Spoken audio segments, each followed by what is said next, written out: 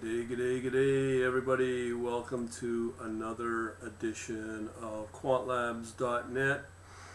Okay, this video we are looking at the mainstream assets. I've got a list here of which ones to look into. These are found on Awanda. I do go through my process. There's the ones you might want to take a look at.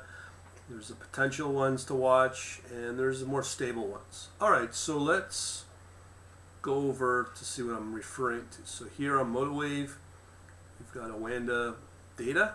Don't trade on them. Don't be a bad boy. You lose, well, let's just put it this way, I don't trust them. Anyways, we have here a variety of assets. I'm going to pull them up individually, give you my opinion on them, and more importantly, I can also go over what I see and why I see it. So again, number one, US is not the strongest economically anymore. I talk about this in these style of videos all the time, and let me show you here. We've got this list and the platform MotoWave. Okay. First thing I do is I do a harmonic scan here for our chart. Let it run against all the different currency forex pairs that Awanda has on top of CFDs. Now, I would never trade any of these on Awanda. There's a reason why I've started up and opened up an interactive brokers account. I trust them more. The forex side, they're probably more expensive, but I still trust them over any of the other questionable brokers. In terms of CFDs, what I have looked at is ETFs, which are cheaper, not restrictive like futures and options, so they're lower risk to buy. You can buy them at a much lower price instead of having the $400, let's say. You can buy them like a share at a much lower cost, as I said, very low risk, and the commission fee is only $1 each side on interactive brokers. So let's start looking at the first one here is Deutsche 30, okay? Now, this stock market has kind of come back. Let me just see where this one right here. And again, I look at multi-time frames. So this is on a 4-hour basis, so the last week takes us all the way back to November 14th. And then what we can look at is we can start looking at the daily. You can see it's very choppy, very flat, but where you really see it is the monthly. Okay, and the monthly here, you can see it's been flat, but it's had a really nice trend. Had that dip, fully recovered in a matter of a few months, and it's starting to kind of perform, but this might start to move up now. As you can see that the markets for the last 2 months are positive on a monthly basis. Another one that might shock people is the top US 30. Actually, is that part of? No, I think that's a potential. Anyways, I'll talk about it here. So here it's very choppy in the US 30. These are the top 30 largest companies. And when you look at the weekly, it's getting kind of volatile, which means it's getting a little too top heavy so the steepness that I've always talked about is not as steep as it used to be, and in some instances some of these are going flat. You'll see what I mean in other markets, but there are other markets that outperform. Let's take a look at gold now. Now this is the first gold that is starting to look potentially something I would consider. So we're looking at now, if you're on interactive brokers, is really just the gold ETF. So there's not much really difference when you look at the currency, but it can make a difference. You can see here on a monthly view, it's starting to rally a little bit. Now, that could start to take off if things go bad for the markets globally, for whatever reason, be it too much debt, just some kind of catalyst, okay? Some bad news, could be another variant, who knows. here's the #1 stock market now. I was really surprised with it. I've tracked this before, but it's really starting to take off. This is the Taiwanese stock market. Look at that. Those are starting to move up quite a bit. Even on a daily basis, it's not much. We can see that it's starting to steepen. On the weekly, it's got a nice trend up. But really, what I like to watch is the monthly. So the Taiwanese market, Twix, is starting to really do well. Another one that should be probably no surprise to people is S&P 500. Very volatile, very flat over the last couple of weeks. So there's not a lot of performance. But again, when you look at the monthly view, you can see that negative bar, another one over the last 3-4 months. So that's why I prefer right now because the last 4 months you've had a nice positive set of months, 4 months for the Taiwanese. So as long as China is not talking about invading it, this should continue and should do well. And this country is one of the first countries to really resolve their problems of the global sickness. So just keep that in mind. That's why I kind of like it.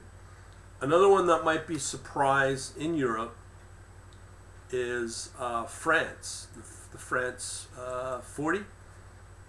This one is performing as well. Again, I showed you the SPX and how you're starting to see some negative bars. Not so many. Well, it's actually one extra green one, but it's starting to perform pretty nice, similar to the Taiwanese. So that's a good one to look into as well. Now, another area that people probably may never think of on how to take advantage of the inflation trade, because yes, you can make money with inflation. Of course you can. You focus on the products that are going up in price, namely foods is one of the base industrial agricultural products. Wheat, you can see it's been trending up on that monthly basis. Well, it's starting to cool off a little bit there, but on the weekly, trending up, kind of choppy as well, but it's trending up. Okay. Another one to watch is soybean. Let's check out that as well. And why not? It's starting to swing up again, but this is a very questionable commodity because it can go down in value very quickly. We can see the last 2 months it's starting to pick up. So, but this is the downward trend I was talking about. That can't happen. But on the other hand, you get this nice trend up. So that'd be a nice one to be part of if it continues to move up. That might be a seasonal thing. I'm not an expert at this. And at the beginning of the year, the one commodity that they talked about it's starting to move up a lot again because of inflation is oil. So just as an example, Brent crude, WTI, they're pretty well the same. And again, like on Interactive Brokers, there's only one commodity or one ETF. That's oil, U.S. oil. But you can still reap the benefits of it. But you can see that fairly big upswing on that monthly view. So you might want to take a view of that 86. So, but it could push through. So it did back in September, August there in 2007, and it went all the way up to 140. So we don't want that, but it's just another way to make back what you're paying out at the gas pump or when you're in a store. So why not? Nothing wrong with that, right? Okay, so here's some of the potentials. So one potential of a food product is corn. This one was performing last week. It's kind of cooled off a little bit. Here you can see that nice steep run up, but yet it did come down. So it may have gone through a reversal on a monthly basis. Again, when you look at the weekly, you can see that it's not as strong. That's why I put it on a potential. So what I'm doing with my Zoom portfolio is I'll have a script, a Python script that will automatically use daily, weekly, and monthly moves of each commodity I'm showing you, or forex pair, and spit out what the weight allocation should be for those products and the expected return as well, based upon past performance. All right, so that's another one to watch. Another stock market globally that has performed really good is the India 50. Here with the India 50, right here, look how steep that's been.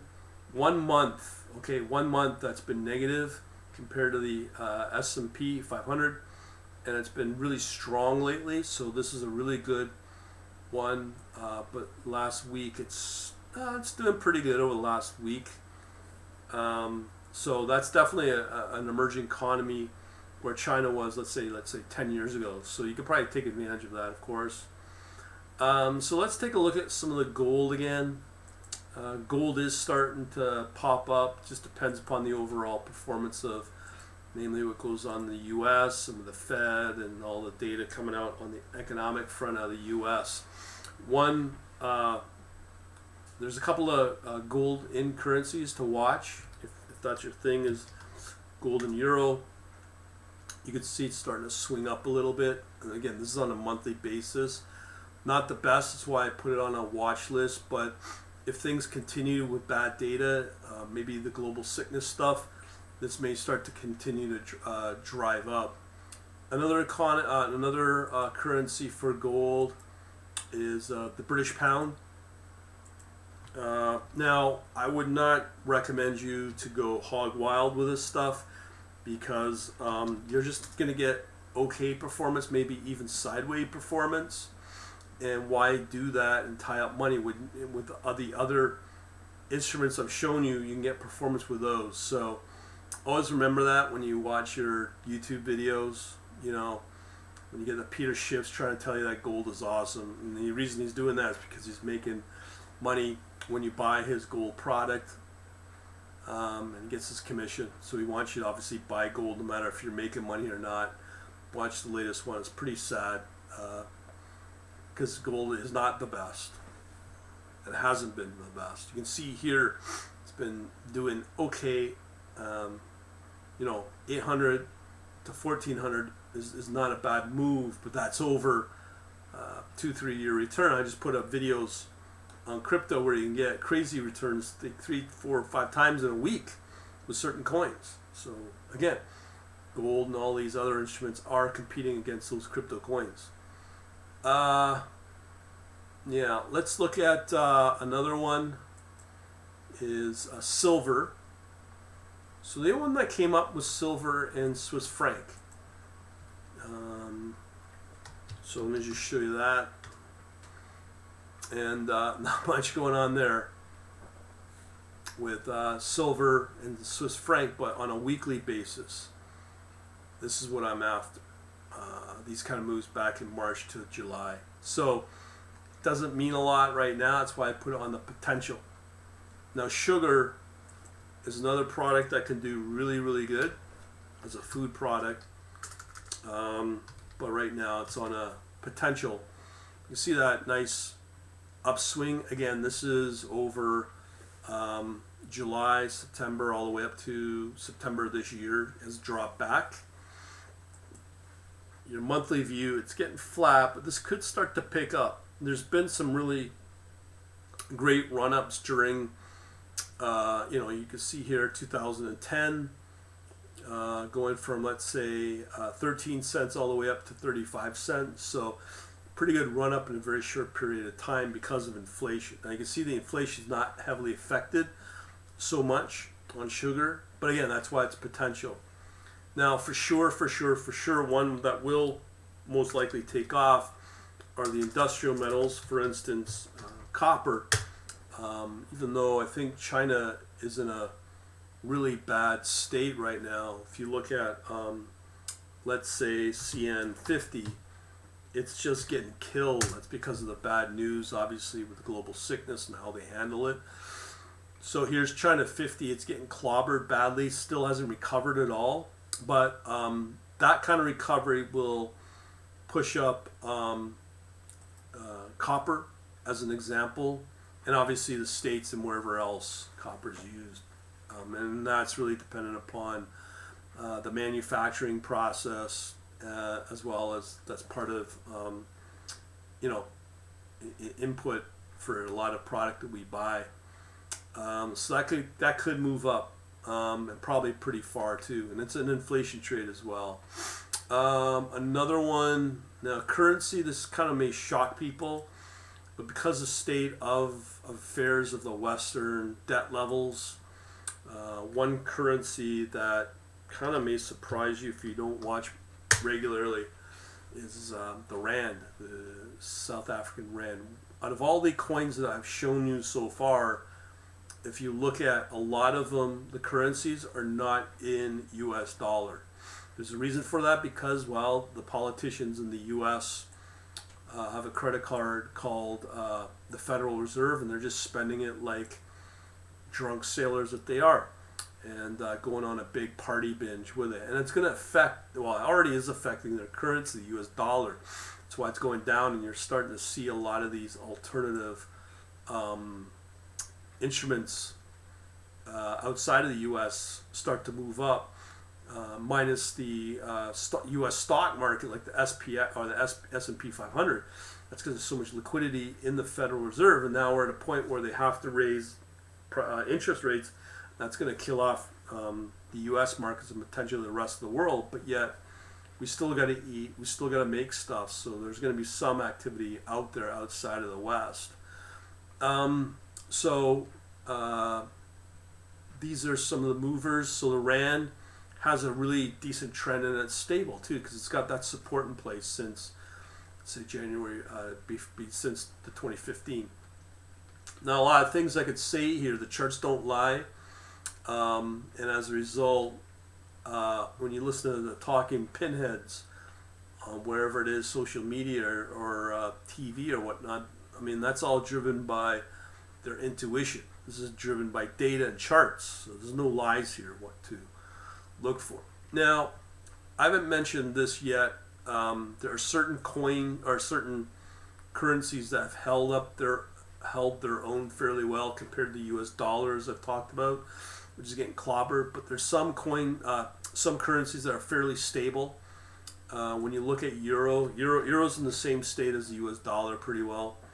But interesting, when you look at the euro, British pound, the British pound has held its own pretty good. Even though the Brexit's come along, you can see it's kind of trended up in 2017, but is stable.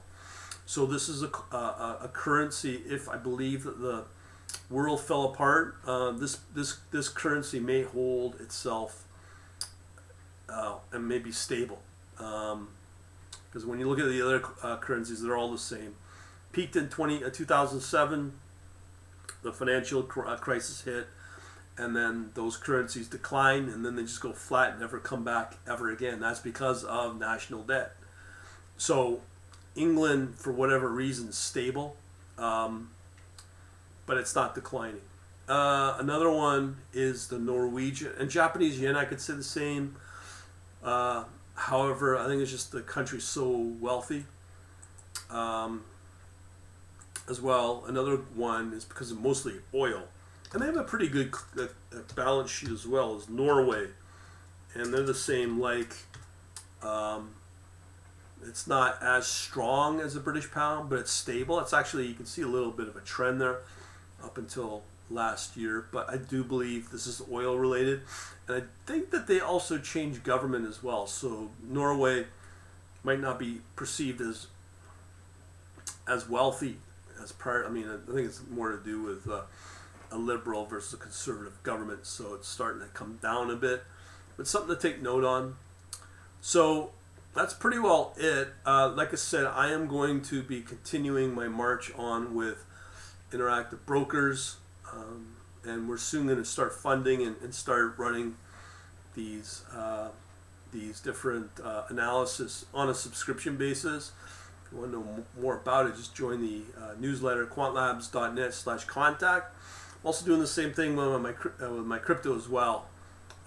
And if you haven't seen over the last few days on the incredible returns, you might want to check out those videos as well.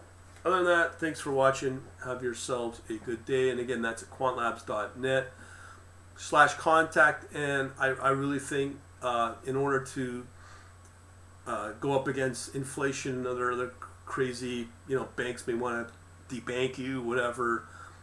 Crypto is the way, using a really good exchange like Binance. So if you want to learn about that, just visit my store at quantlabs.shop for this product. Enhance your trading account with a cryptocurrency. And if you're a technical person, you want to know how to write these kind of bots, got the Python algo trading infrastructure as well. Again, all found at quantlabs.shop. Thanks for watching. Have a good day. Later.